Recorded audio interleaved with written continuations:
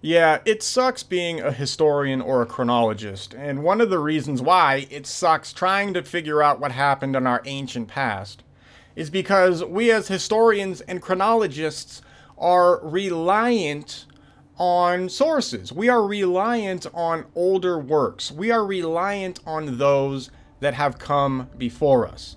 And this sucks. Why does this suck? Well, here's the problem with having to rely on humans. Because that's what we're doing. We are essentially having to rely on other humans in the past to have hopefully told the truth about whatever particular time frame they may have been recording, writing about, whatever. Right? But here's our problem. As historians, we have no choice but to rely on those that have come before us. Chronology and history are that's literally all it is, right? We're just trying to figure out what happened in the past. And one of the major ways that we attempt to do this is we try to find sources that are explaining what was going on during a particular period of time.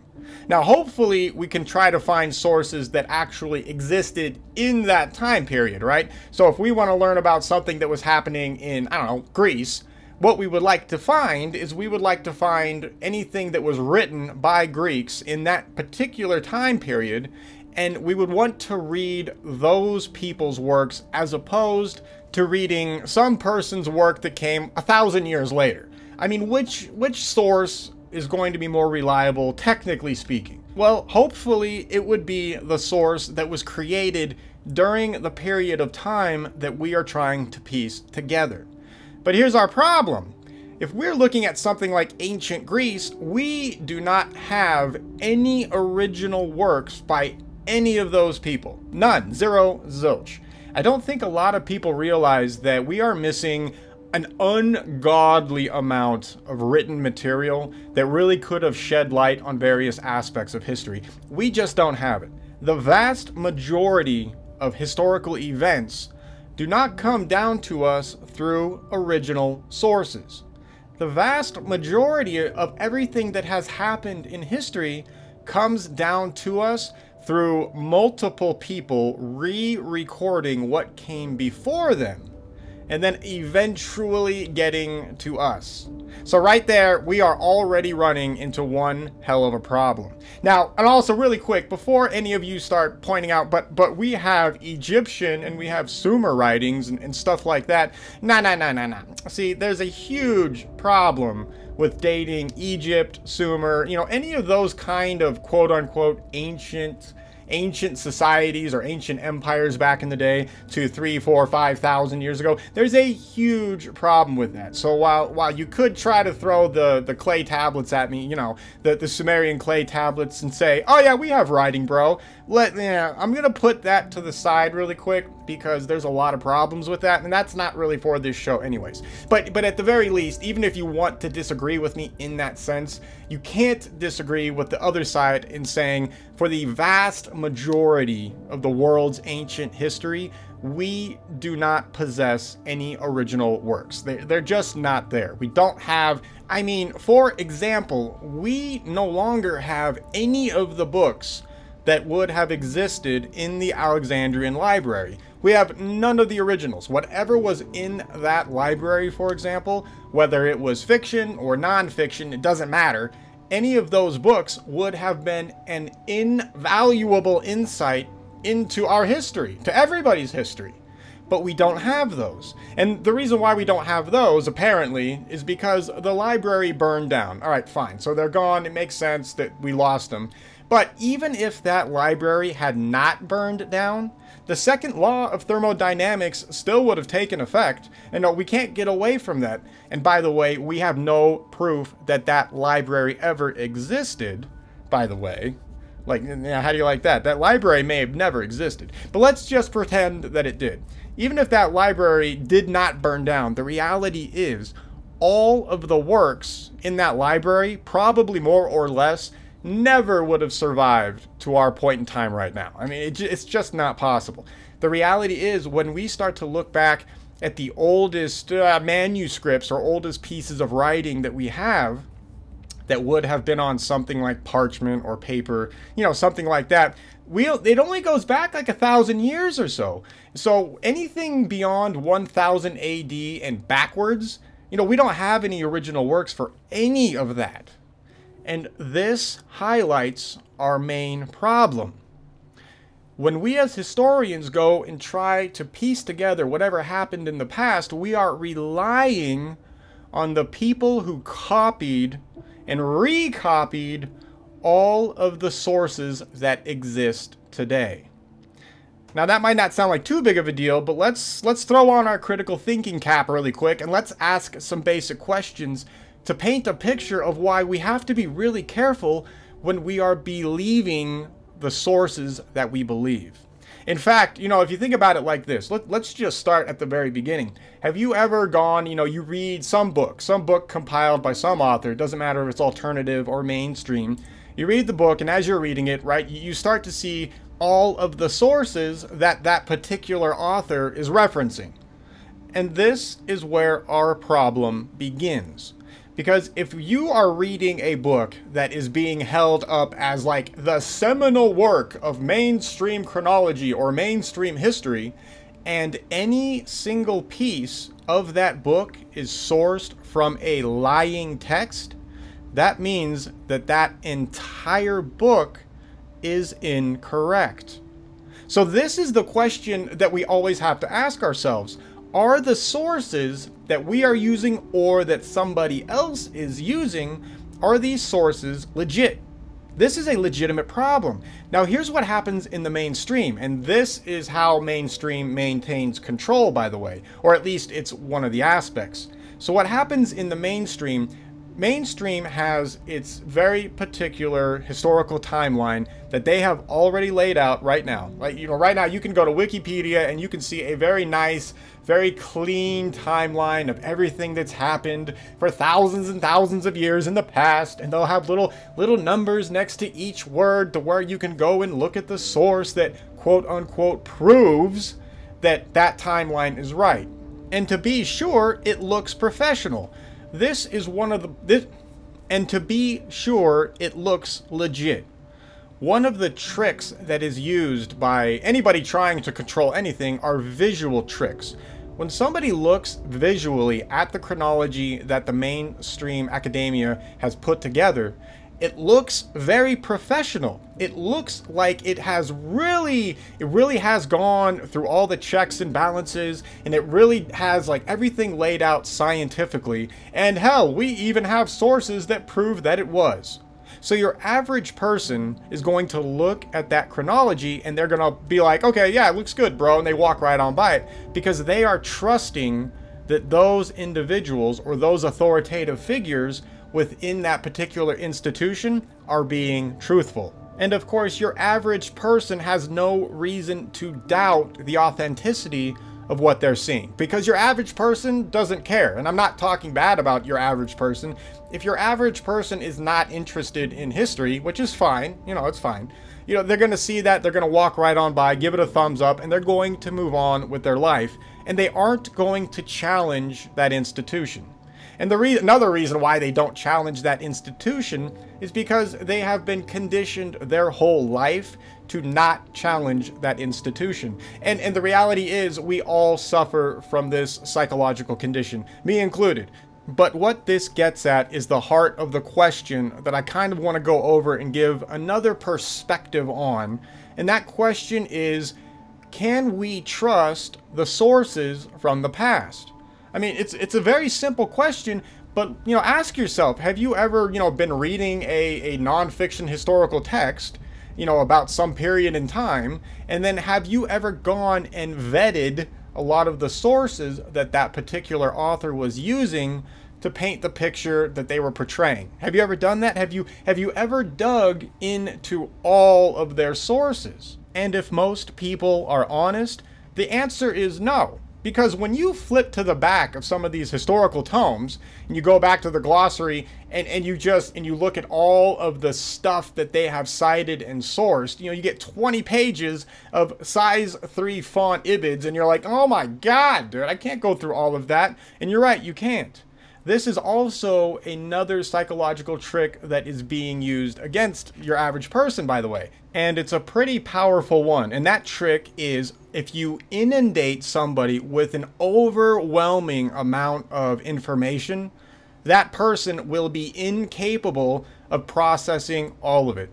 That person will only be able to process so much of what you throw at them, and the person is actually going to gravitate towards processing the information that they personally find more enticing, something that they are more comfortable with. Now, if you are aware of what that particular person will gravitate towards, then you can inundate them with the correct formula of information that could, in theory, misdirect them from the truth while also keeping them from asking inconvenient questions. And this is what happens. Now, if you are wondering, am I saying that all academicians, all mainstream academicians are all in on some sort of a conspiracy to throw the public off? No, that's not what I'm saying at all. What I mean is that these people are participating in this ruse unwillingly.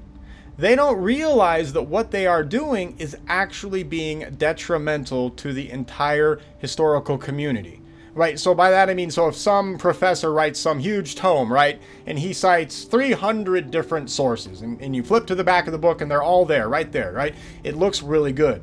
The problem is, do you really have time to go through all 300 sources? No, you don't. The reality is no one's going to do that generally. The next question is, okay, fine, but what sources do you think they're going to go through? Here's where the trick comes into play. So a mainstream author is going to be writing for a mainstream audience. That author intrinsically knows what direction that they all want to head, right? Everybody's kind of in on this subconsciously to one degree or another, if you're in the mainstream. So when this author puts out that book and he inundates people with information, what happens is that people are not going to go vet every single piece. They are going to go and vet only the sources which sound like those are going to point them in the exact same direction that they were already pointing. But even if they didn't do that, even if they kind of randomly chose sources, the reality is that mainstream author is only going to choose sources that fit his narrative anyway. So it doesn't even matter. It's kind of a foolproof situation. So for somebody new coming into this fold, two things happen. The first thing is that you are inundated with information, and that is a turnoff for a lot of people. And it's a lot of complex information, right? You look at the web of sources that exist in the mainstream, and it's insane, right? And then the second part that happens is that what they will find as they start to vet those sources is all those sources point in the identical direction anyway. So it's kind of like a foolproof plan. This is not being done by this author in a necessarily malicious way, but it is accomplishing a malicious psychological trick without the author realizing that they are doing it. How do you like that? Okay, did that make sense? I'm just like babbling at this point in time. Basically, what I'm trying to say is that we have a problem of trusting sources. I guess I could have said that right at the beginning of the video, right? In the first 1 minute. I should probably delete all this garbage you just... Okay, anyway. This is a problem that we have to deal with, and it's a problem that is extremely uncomfortable for a lot of people. And we are going to make it even more uncomfortable with where we are going next. So the reality is we actually cannot trust the majority of the sources that we currently use to support and to substantiate various chronological points of view. And this goes not only for the mainstream. Obviously, the mainstream is corrupt. Obviously, the mainstream has all kinds of problems. You know, they're not open to anything. They have a very particular narrative that they've latched onto, and they're done. So they're only looking for sources that agree with them, regardless of whether or not those sources are true. So mainstream is screwed. But the alternative research community is guilty of the exact same stuff. And so this is a reality that we have got to acknowledge as we start to dig into history and chronology. Because if we don't admit that a lot of the sources are indeed fake, forgeries, half-truths, etc., that instantly means that we are not dealing with reality. And so we can't go in that direction. We have got to stay focused. All right, so speaking of being focused, let me focus up and let me set the stage here. All right, so we have a situation in our historical past where we know for a scientific fact, and it's a scientific fact, by the way. This is really important. We only want to try to use things that are backed by testable science. And one of the things that we have found, unfortunately, over the centuries and, well, sort of millennia, but more like centuries, what we have found is that a lot of the sources that have come down to us through the last few centuries, they are mostly either altered copies of something, or they are just outright forgeries. And this is just the reality that we exist in. So what I want to do is I want to go through this section that is written by Anatoly Fomenko, and he actually lays out a very good, well thought out case to show everybody that our history is based on quite a lot of lies, half-truths, etc. So let's get into him and see what he says, and then we'll go from there. So this is section 5 in chapter 1, and it's entitled The Problem in Dating the Ancient Sources. And that would be Tacitus and Poggio, Cicero and Barzizza, Vitruvius and Alberti.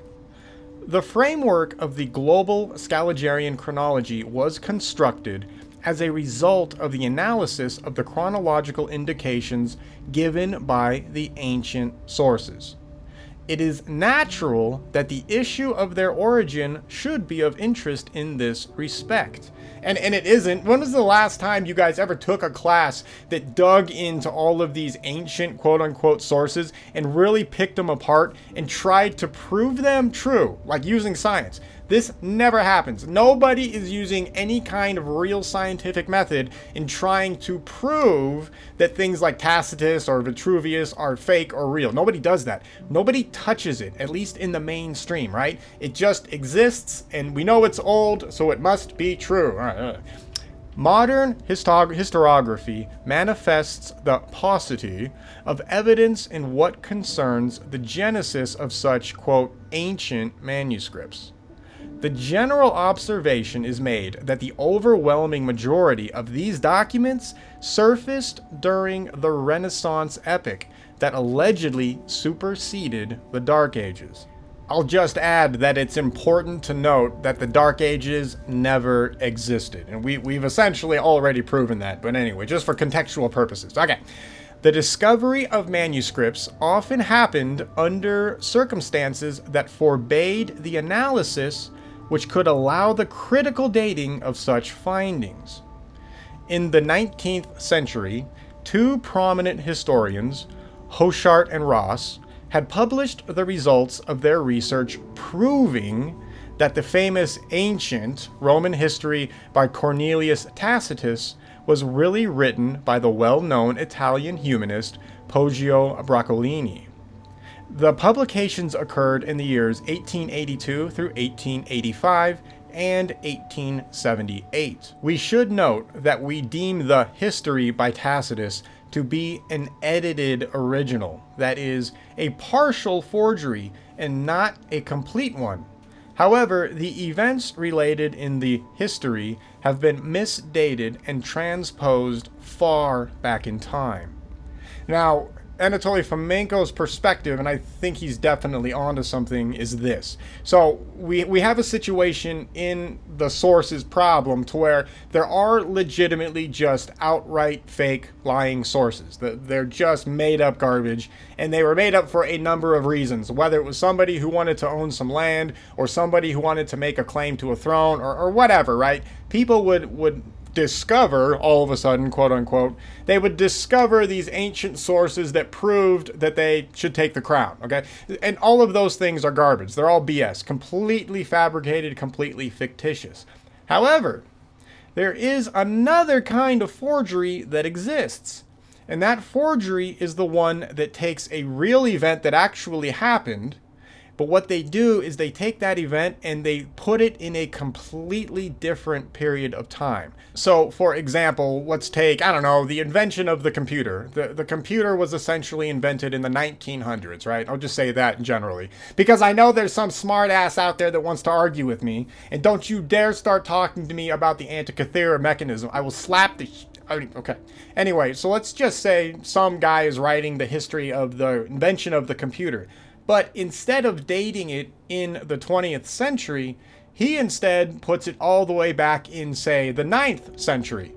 Now, to us right now, that sounds absolutely ludicrous. You would be like, what are you talking about, bro? The computer was not invented over 1,000 years ago. It just didn't happen like that.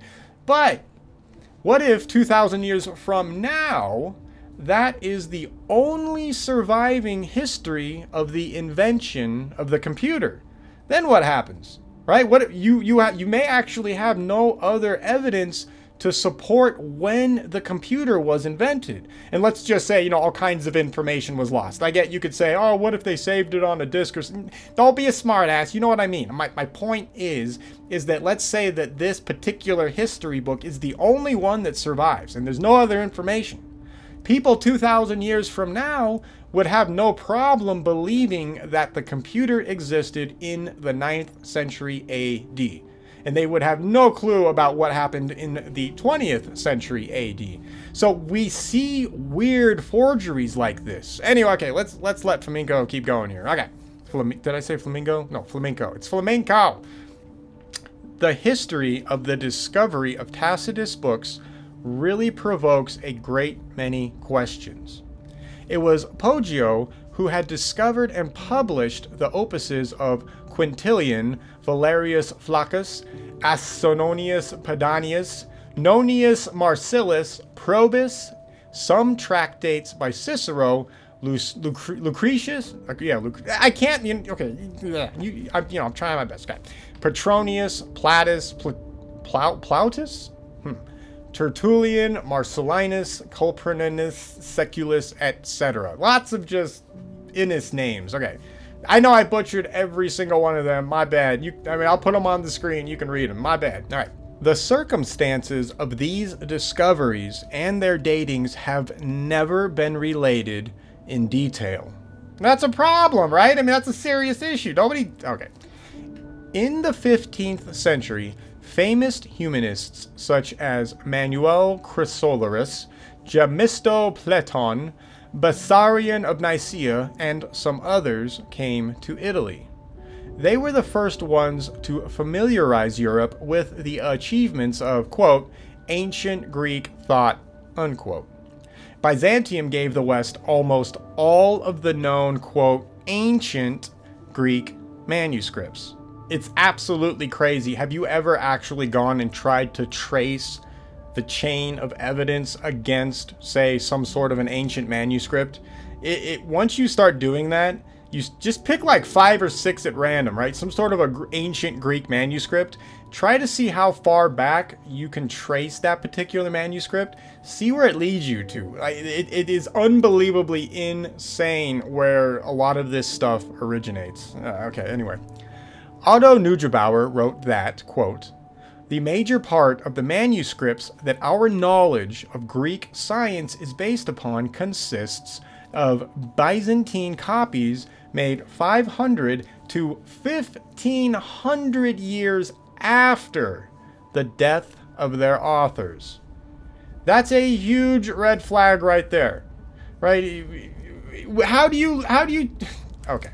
According to the Scaligerrian history, the entire classical ancient literature only surfaced during the Renaissance. In most cases, a detailed analysis shows us that the obscurity of the literature's origins and the lack of documentation concerning its passage through the so-called Dark Ages lead one to suspect that none of these texts really existed before the dawn of the Renaissance. And that conclusion is based completely on scientific evidence. It's funny, because that conclusion is based on scientific evidence, this is where you will find mainstream historians who are presented with this problem You'll say, hey, dude, I mean, look, all of the stuff that you are basing your history off of literally does not exist until the Renaissance, bro. I mean, I'm just saying, then the mainstream person will come back and say, well, it doesn't matter. You know, history is not a science. So whatever science is saying about these particular texts, it doesn't matter because that's not what we deal with in history. History is not a science. That is literally what mainstream people will say. It is unbelievably aggravating, dude. It's just, ugh. All right, let's keep going.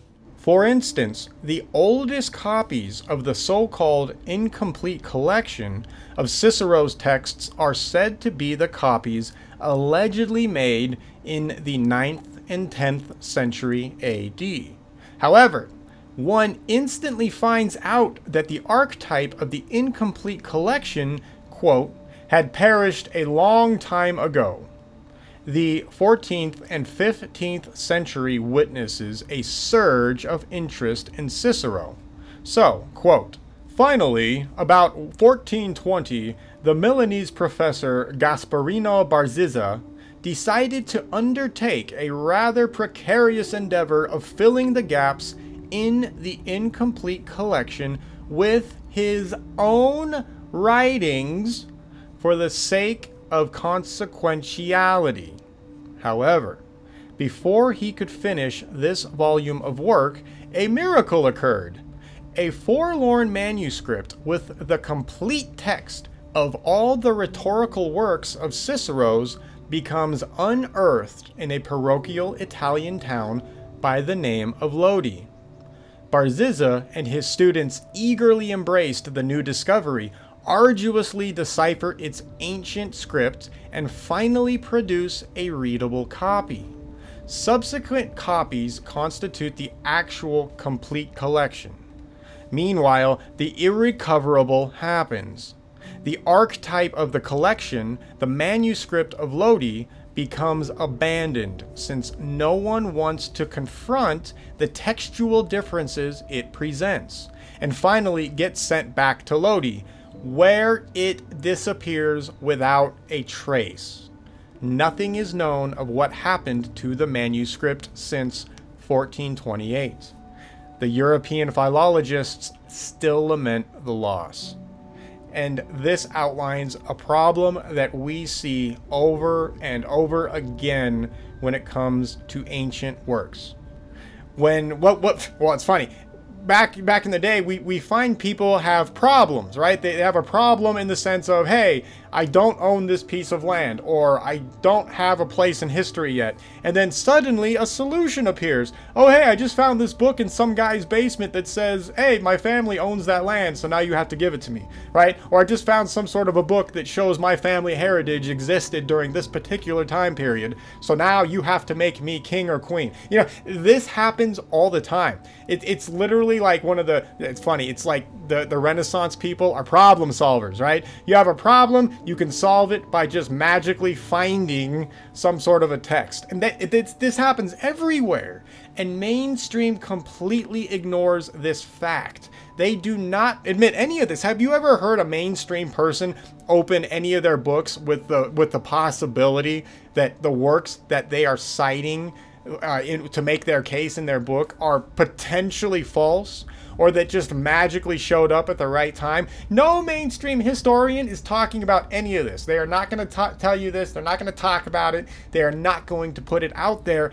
And this is all the proof that you need that the mainstream is completely disingenuous at best, and at worst, absolutely fraudulent. So, okay, you get it. All right, let's keep going. Figures 1.28 and 1.29, and I have those on the screen. If you're listening, go ahead and look at that. These show two ancient miniatures from a book by Cicero that was allegedly published in the late 15th century. In figure 1.28, Cicero is portrayed from the left, writing the tractate on the old age. In figure 1.29, Cicero is depicted from the right side, penning out the tractate on friendship.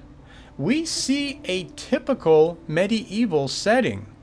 Cicero and his interlocutors are wearing medieval clothes. which means that the author of the miniatures in the 15th century or later apparently did not doubt Cicero to have been his historical contemporary.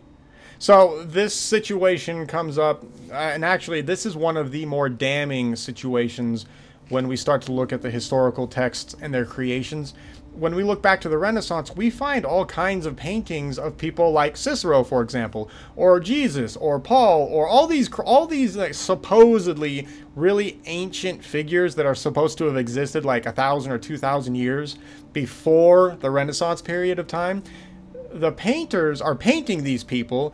So thing one that's already kind of interesting that back then people knew about these people on that scale, because a lot of paintings and pictures are drawn like this.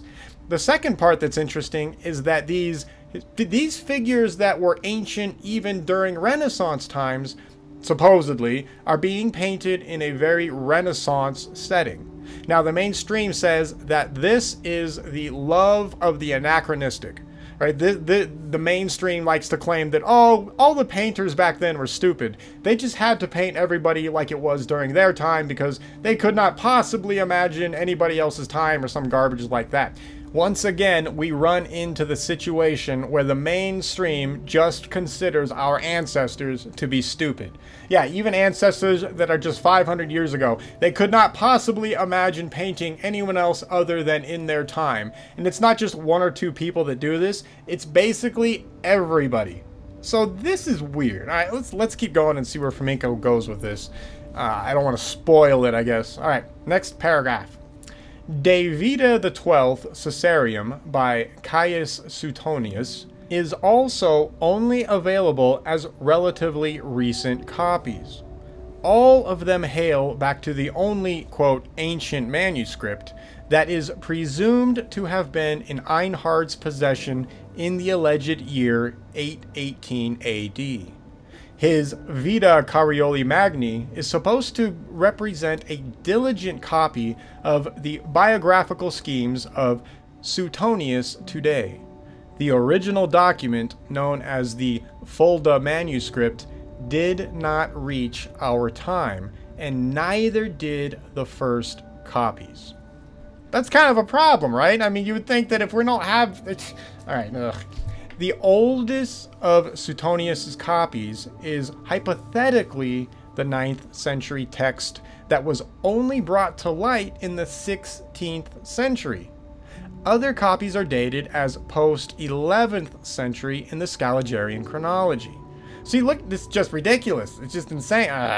The fragments from De Viris Illustribus by Suetonius also appeared very late. The alleged dating of the latest fragment is the 9th century AD. Quote, "This manuscript was discovered by Poggio Bracciolini in Germany in 1425. The Hirschfeld manuscript did not survive, of course not. Nothing but several pages from the Tacitus part remained, but about 20 of its copies did. Those were made in Italy in the 15th century. How convenient is that? And this is what we see all the time as well, right? We find people in the Renaissance making copies of these supposed ancient manuscripts, and then when anybody tries to get a hold of the original copy that these people supposedly copied from, right, those copies magically disappear, or suddenly the house they were in catches on fire, or whatever, right? They're just, nobody ever gets to vet the sources of sources. Right? This is our problem. But the books that we're talking about right here, like the Cicero books, stuff written by Tacitus, etc., this is all stuff that the mainstream uses to support the current chronology. So we literally have scientific evidence that the mainstream chronological timeline is wrong. I mean, it's right here. There's no mystery about this. There is no secret hidden conspiracy that we're digging around to find. It's right out in the open. We literally have known forgers. And by the way, these people are known forgers. In fact, oh my God, dude, history is insane. We have known forgers that actually get called upon to help restore works of art and stuff like that. Did you know that? Did you know? Oh, okay. All right, let's keep reading about the sources. This is angering me now. What? The dating of ancient sources was performed in the 16th and 17th century out of considerations that are perfectly nebulous to us nowadays. In other words, they used some sort of weird dating methodology that, quote, proves that the books are legit. It's all garbage. It's all BS. All right. Der Architectura by Vitruvius was discovered as late as 1497, according to N.A. Morozov. The astronomical part of the book quotes the periods of heliocentric planetary circulations with the utmost precision. Interesting, right? This is interesting. Vitruvius, an architect who is supposed to have lived in the 1st through 2nd century AD, knew these periods better than Copernicus the astronomer. Furthermore, his error in what concerns the circulation of Saturn differs from the modern value of the period by a ratio of 0.00007. The error ratio for Mars is 0.006, and a mere 0.003 for Jupiter in the analysis. We should mark the magniloquent parallels between the books of the ancient, quote-unquote, Vitruvius and those of Alberti, the prominent humanist of the 15th century. One cannot fail to notice a certain semblance of the names Alberti and Vitruvius, bearing in mind the frequent inflection of the sounds B and V. So basically what he's saying is that the way these are written is that the author is essentially tweaking his own name to create a different name that supposedly would have existed in the past. Right? There's all kinds of problems with language that we find, especially when we go from one translation to another translation, from one language to another language, to a work, from a different work, from a copy of a copy. We find all these weird problems, and as people are trying to, compile all of this, regardless of their malicious intent, right? We have a lot of bad things going on. We do find just basic problems, and that could be in the sense of people trying to figure out how to pronounce certain words and the pronunciations of those words being, wrong, but then being written down in the copy of the copy, and then that continues to go on down the line as a false, wrong translation or wrong pronunciation of a name. And then anyway, you lose connections like that. There are honest mistakes with respect to translations and things like that. But we also find people using their own name, tweaking their own name, and kind of secretly giving themselves credit, like a wink and a nod, right? That they actually did come up with and create all these forgeries. But, it's a different name, so it's, not... Anyway, okay. Let's keep moving on. You get it. Where was I? Architect... Okay. Alberti is known as a prominent architect, the author of the fundamental theory of architecture that is very similar to the theory of the, quote, ancient Vitruvius. As well as the ancient Vitruvius, the medieval Alberti was the author of a voluminous tractate that included mathematical, optical, and mechanical knowledge, as well as from his theory of architecture. So basically both, the quote-unquote new author or the copyist has the exact same kind of concepts as the person he's copying. And what happens is that both styles are essentially identical, but are being attributed to two completely different people. Right? This is how you can spot one of the forgeries, is when you see, think about it like this. Basically, the forger is already a writer to some degree or another. So he's written his own books, but then he goes and suddenly finds, some sort of an ancient manuscript. And when people read that manuscript, it is written in the same exact style as the dude who found the ancient manuscript. And we see this all over the place. I think Tacitus is probably one of the #1 offenders, but that's what we find. So it's just something to keep an eye on. Look for those similarities in authorship. Just a heads up, I might skip a part here or there just to kind of get to the juicier parts, because just so we're not filling up too much time with garbage. All right, so anyway, the specialists have long ago compiled tables comparing fragments of the works by Alberti and Vitruvius, which sometimes coincide word for word. Yep, there it is. Historians explain this fact in the following manner. All of these numerous parallels unveil the Hellenistic Roman atmosphere that has... The specialists have... I might just skip a few things here and there, just get to the meat of this work, because we're starting to run kind of long. I know, I've talked a lot. Okay. Anyway, Alberti's volume is written in archaic manner. Or no. Okay. Alright, moving on. Yeah, I know, talking too much. Moving on. The specialists have long ago compiled tables comparing fragments of the works by Alberti and Vitruvius, which sometimes coincides word for word. Yep, there it is. Historians explain this fact in the following manner, quote, all of these numerous parallels unveil the Hellenistic Roman atmosphere that his thoughts evolved in, unquote.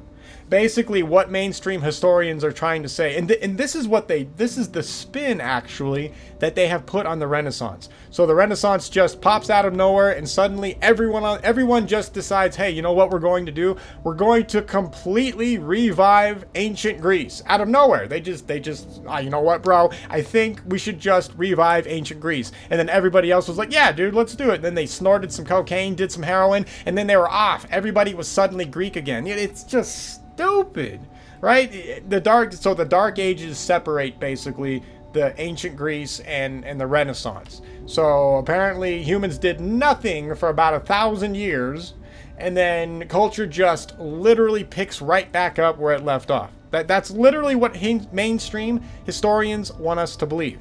Ancient Greece was doing all this crazy cool stuff, then magically it stops, and then everybody forgets everything for 1,000 years, and then, I mean, in reality, for 1,800 years, and we'll do a show on that later.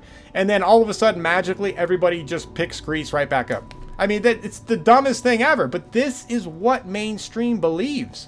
And people believe this. People honestly believe that this 1,000-year or 1,800-year gap in ancient Greece or in Grecian evolution is 100% acceptable, right? It's funny because even the architecture from ancient Greece begins to return during this time as well. Okay, you get it. All right, so anyway, so we have mainstream historians coping with anything that they find that is kind of a copy or that seems like it might be a forgery. They just brush it off as, no, dude, they all just thought they were ancient Greeks back in the Renaissance, so of course they wrote books like that. That's what these... Okay. Okay. So, the book of the, quote, ancient Vitruvius fits into the medieval atmosphere and ideology of the 15th century AD absolutely organically. Furthermore, the majority of Alberti's medieval constructions are a, quote, an emulation of the ancient style. Yeah, so much cope. They're just emulating the Greeks, bro. I mean, you know, it's all good. This was easy. They just magically knew what they were like, you know, 1,000 years ago. Okay. It would be 1,800. It would be 1,800 years, actually. Anyway. He creates a palace made to resemble a Roman amphitheater in its entirety. See, people just start building stuff in the old ways for no reason at all. And they even somehow match the chemical fingerprints of the construction material that was used in ancient Greece and Rome. How do you like that? The Renaissance so closely emulates Greece that they do it down to the chemical fingerprint of building material. Absolutely insane. All right. So, the leading medieval architect fills Italian towns with, quote, ancient edifices that are nowadays considered an emulation of the classical age. But this by no means implies they were considered as such in the 15th century. The books are also written in the manner that will be made archaic much later. Interesting. It is only after all of this, in 1497 AD, that the book of the ancient architect Vitruvius appears, occasionally coinciding with a similar book of the medieval Alberti, word for word. Jesus, man. Like why are, it's right here. I mean, you could, this is just, it's mainstream, man. One feels that the architects of the 14th and 15th century did not consider their endeavors to be an, quote, emulation of the classical age. They were the classical age. That's the key. That right there, that's the sentence. They were the classical age. The emulation theory was not to evolve till much later. In the works of the Scaligeriate historians, who were forced to explain the numerous parallels between the classical age and the Middle Ages. That's key. Man, I should have just started this whole thing out. Okay, yeah, Jesus. That's it. This is the problem. We have the Middle Ages, the Renaissance period of time. Why are these people acting just like ancient Greeks, with really the only difference being their clothing, really? Otherwise, everything these guys are doing, they're literally just parallel with the ancient Greeks. It's weird, right? This has got to be a red flag. If you are new to real chronology, this fact, this situation may be something that you've never heard of before, and it might sound weird to hear, but the reality is, this is what we find. This is the science. We can't ignore it. We have to keep rolling with it. All right, let's keep going. One observes a similar situation with the scientific literature. It would be expedient to remind the reader of how the acquaintance of the European scientists with the works of Euclid, Archimedes, and Apollonius occurred, since, as we can see, the Middle Ages were the time when the, quote, revival of the, quote, achievements of ancient science, quote, took place. M.Y. Vygotsky, an expert in the history of science, writes, quote, not a single solitary copy of Euclid's Elements had reached our times. The oldest manuscript we know of is a copy made in 888 AD. There is a large number of manuscripts that belong to the 10th and 13th centuries. Figure 1.31, and it'll be on the screen, shows a page from a deluxe edition of Euclid's Geometry dated in 1457. It contains a picture of a panoramic view of Rome. It is most remarkable that the book by the, quote, ancient Euclid contains a picture of the medieval Rome and not the ancient one. One can clearly see a Christian Gothic cathedral right in front. The commentators say that such Christian monuments as Ara Corelli are depicted here. One gets a clear implication that Euclid was really a medieval author. And this is what we're getting at, and this is what we're finding. So when we start to look at these books, and we start to look at these writings that are supposed to have happened in what mainstream history considers ancient Greece, what we find is that while the mainstream tries to paint this weird, stupid, parallel history thing going on, the reality is we don't need any of that. The evidence that we find in history does not support some sort of weird ancient Greece society that existed in a BC, early BC time period, and then disappears for 1800 years, and then magically reappears in the Renaissance. Does that make any sense to anybody? I mean, could you imagine like all of culture today stopping, and then 2,000 years from now, all of a sudden it magically just picking up right where it left off? The concept is ridiculous. And it is no less ridiculous than what we find with respect to what mainstream believes happened. It makes infinitely more sense. It is logical and it is backed by science to make the statement that ancient Greece, in the way that mainstream academia supposes it, never happened. What we think of ancient Greece actually happened in the Renaissance period. Yeah, now this is where things can get a little crazy, especially if you are still, semi or mostly locked into the mainstream chronology.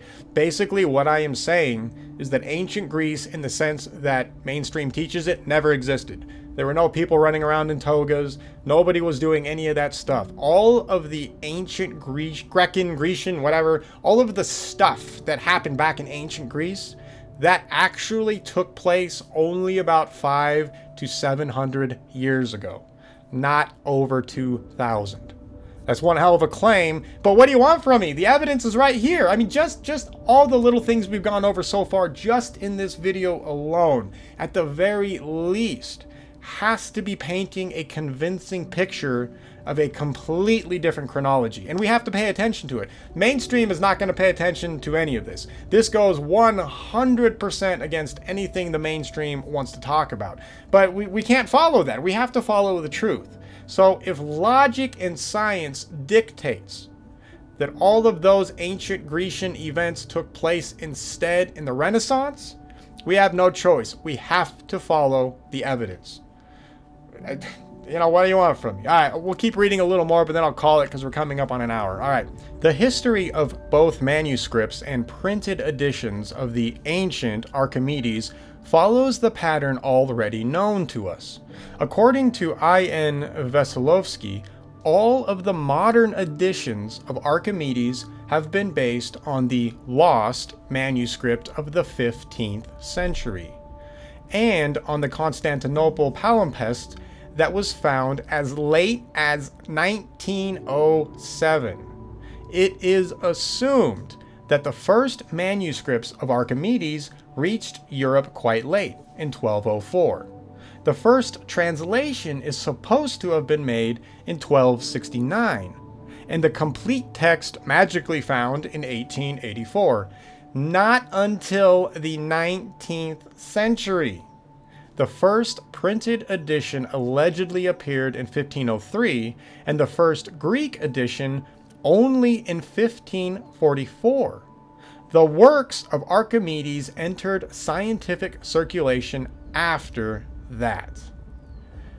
That's crazy. I mean, that completely goes against what mainstream has been telling us about all of this crap, right? Archimedes is supposed to be this ancient inventor that did all this crazy stuff back in the day, but we have no evidence of his existence back then. All of the evidence of him existing in whatever form he existed in, it all comes from the Renaissance period. All right, we're going to stop there. We've gone on long enough. But do you see the pattern here? What we've shown in just these few pages of going over some of the evidence that Anatoly Fomenko is presenting to us, what we find is a serious problem. What we are finding is that ancient Greece has little to no evidence of its existence until the Renaissance period begins. The only reason that we have this weird dichotomy between an ancient Greece and the Renaissance is because mainstream academics have decided to inject a huge dark age between these two time periods. And this dark age, of course, is filled with nothing. We have no evidence for anything, no housing, no archaeological evidence of writing. I mean, nothing happens for some magical reason for 1,000 to 1,800 years, depending, what geographical area we're talking about. With Greece, it's 1,800 years. There is an 1,800-year time gap in the mainstream chronology. They just call it the Grecian Dark Ages. Dumb, absolutely stupid. We don't need to do any of that. What makes more sense? That society suddenly just magically stops for 1800 years and then starts again later on exactly where it left off? Or did society just continue and somebody injected 1800 years into our mainstream chronology? I'm sorry, but the logic and science dictates that we say the 1800 years is false. It is a lie. We have no choice but to follow the evidence in that direction. All right, we're going to call this. I realize that 1800-year time gap may sound insane right now, but we'll go over that later because there is a ton of things to cover and this is just the beginning. All right, now go do something else with your life. Stop listening to this garbage. I know, I'm done with it. Stupid.